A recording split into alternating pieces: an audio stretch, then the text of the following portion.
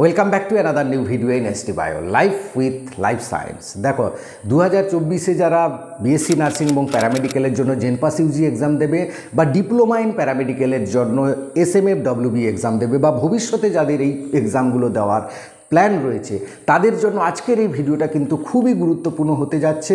তার কারণ বিশেষ কয়েকটি প্রশ্ন রয়েছে যে প্রশ্নের উত্তর তোমার যদি জানা না থাকে তাহলে তুমি কিন্তু যদি র্যাঙ্কও করে যাও, গভর্নমেন্ট কলেজও পেয়ে যাও, তাহলে কিন্তু তুমি অ্যাডমিশনের জন্য চান্স পাবে না। বা তুমি যদি প্রাইভেট কলেজেও পড়ে নাও তাহলে কিন্তু গভর্নমেন্ট জব কিন্তু তুমি পাবে না। এই বিশেষ কয়েকটা প্রশ্ন, যেমন কোর্স ওয়াইজ কোন কোন কোর্সে কী কী সাবজেক্টে পাস করতে হয়, কত পার্সেন্টেজ নিয়ে পাস করতে হয়, কিছু কিছু কোর্স আছে সেগুলো পার্সেন্টেজ লাগে না, টোটাল এইচএসের এগ্রিগেট কত থাকলে তুমি কিন্তু পড়ার জন্য অ্যাডমিশান হতে পারবে, সেই জিনিসগুলো কিন্তু জানতে হবে। নাহলে কিন্তু তোমার পরীক্ষাটা দেওয়া কিন্তু বেকার হয়ে যাবে। আবার কিছু কিছু কোর্সের ক্ষেত্রে এজ লিমিটের কিছু পার্থক্য রয়েছে, সেগুলোও অবশ্যই জানতে হবে। যদি পরীক্ষা দাও, পরীক্ষার সময় কোশ্চেন পেপারের কীরকম ডেপথে কোথায় কীরকম হয়, কোনটা মানে এসএমএফডব্লিউবি জেনপাস ইউজির মধ্যে কোশ্চেন পেপারের পার্থক্য কেমন রয়েছে, এবং যদি জব পাও তাহলে স্যালারির পার্থক্য কত রয়েছে জেনপাস এবং এসএমএফডব্লিউবির ক্ষেত্রে। এই সমস্ত প্রশ্নের উত্তর আজকে পাবে, তাই ভিডিওটা অবশ্যই শেষ পর্যন্ত দেখো। ভালো লাগলে লাইক করে বন্ধুদের শেয়ার করে দিও। দেখো, আমরা এবার চলে এসেছি ওয়েস্ট বেঙ্গল জয়েন্ট এন্ট্রান্স বোর্ডের ওয়েবসাইটের, সেখানে যে ইনফরমেশান বুলেটিন আছে সেখানে আমরা যদি 3 নম্বর অ্যানেক্সারে যাই তাহলে পুরো ব্যাপারটা আমাদের কাছে কিন্তু ক্লিয়ার হয়ে যাবে। সেখানেই আমি তোমাদের নিয়ে যাচ্ছি।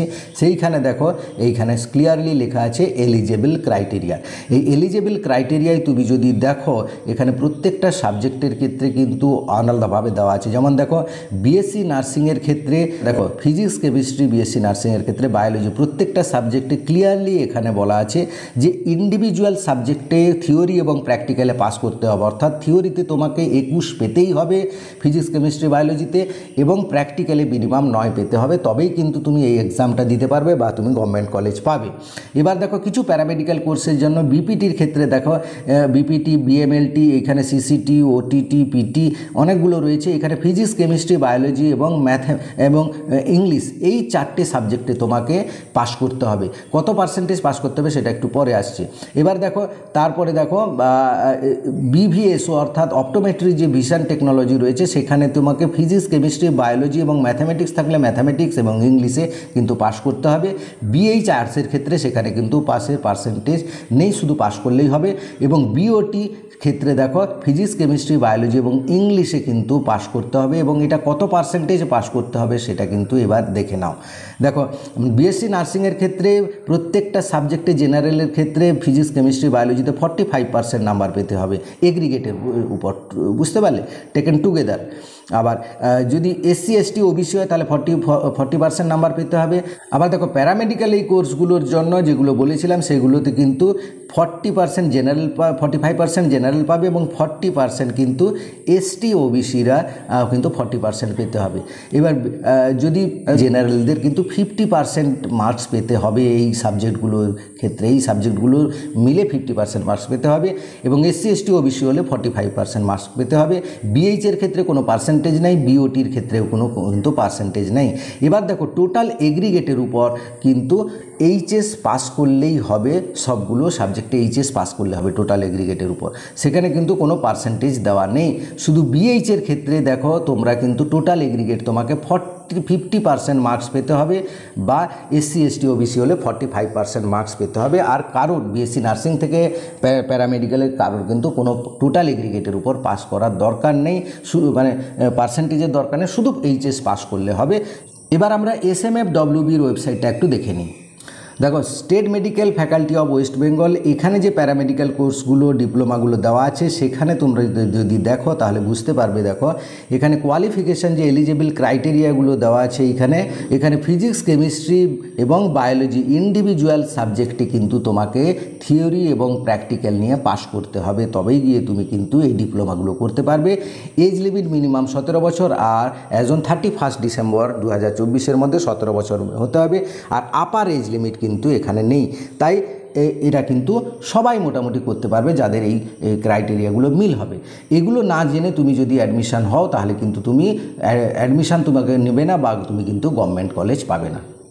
এবার আসি কোশ্চেন পেপারের ব্যাপারটা। দেখো জেনপাস ইউজির বিএসসি নার্সিং হোক বা প্যারামেডিক্যাল হোক, দুটোর প্রশ্ন কিন্তু একটু ডেপথে হয়, হ্যাঁ, একটু ডেপথলি পড়তে হয়। আর এসএমএফডব্লিউবির ক্ষেত্রে কিন্তু একটু ভাষা প্রশ্ন হয়, অর্থাৎ উপর একটু পড়লেই হবে।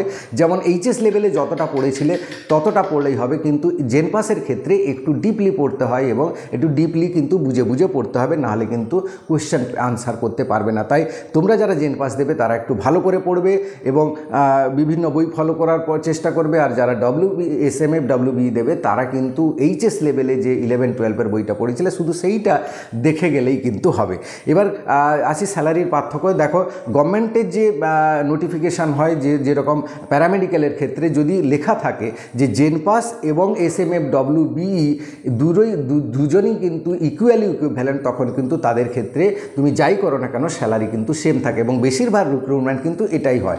আর কিছু রিক্রুটমেন্ট হয় যেখানে মেনশন করা থাকে যে ব্যাচেলার আর এলিজেবল, তখন কিন্তু ডিপ্লোমারা অ্যাপ্লাই করতে পারবে না, সেক্ষেত্রে ব্যাচেলাররা শুধু চান্স পাবে। আবার কিছু মাস্টার আর মোর প্রেফারেন্স, অর্থাৎ মাস্টার ডিগ্রি থাকলে বেশি প্রেফারেন্স পাবে। এরকম যদি লেখা থাকে তাহলে কিন্তু সেখানে যারা ব্যাচেলার করেছে তারা কিন্তু বেশি স্যালারি পাবে। প্রাইভেটের ক্ষেত্রে প্রথম থেকেই কিন্তু ব্যাচেলাররা একটু বেশি স্যালারি পায় ডিপ্লোমার থেকে, কিন্তু যদি ভালো কাজ করে ডিপ্লোমারা, যদি ভালো কাজ শিখে যায়, পারদর্শী হয়, কারণ পুরো ব্যাপারটাই তো প্র্যাকটিক্যালি কাজের ব্যাপার, তখন তারা কিন্তু বেশি স্যালারি পায় এবং বেশি প্রমোশন পেয়ে অনেকটা উপরে উঠে যায়। তখন স্যালারির পার্থক্য ব্যাচেলারের থেকে ডিপ্লোমার বেশি হয়ে যায়। তাই স্যালারি নিয়ে চিন্তা করো না, স্যালারি তোমরা যথেষ্ট ভালো পাবে এবং যেটাই করো না কেন, এসএমএফডব্লিউবি, জেনপাস ইউজি যেটাই করো না কেন, স্যালারি পাওয়ার নিয়ে কোনো চিন্তা করার দরকার নেই। তো এই ছিল আজকের ভিডিও। আশা করি ভিডিওটা তোমরা উপকৃত হলে, যদি আরও অনেকের উপকৃত করতে চাও ভিডিওটা বন্ধুদের শেয়ার করে দিও। Thank you for watching.